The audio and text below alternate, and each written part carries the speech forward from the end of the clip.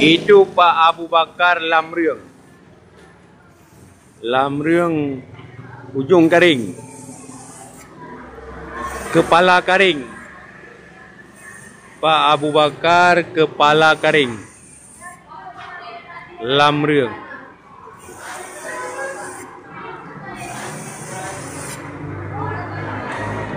Kalau plaster Pak Abu Bakar lah paling profesional.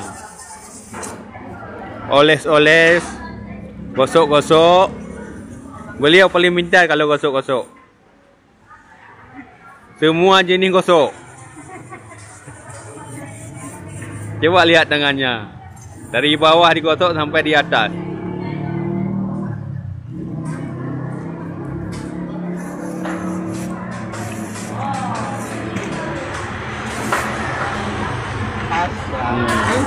Pak Abu Bakar pintar gosok.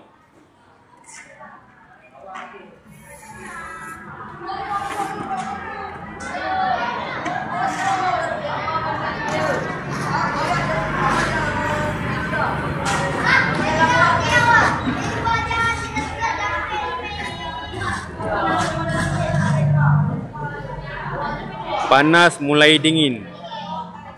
Dingin mulai panas. Mulai ni panas.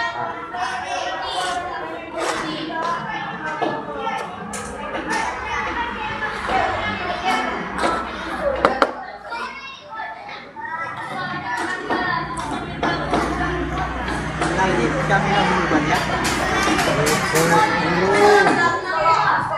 Betul.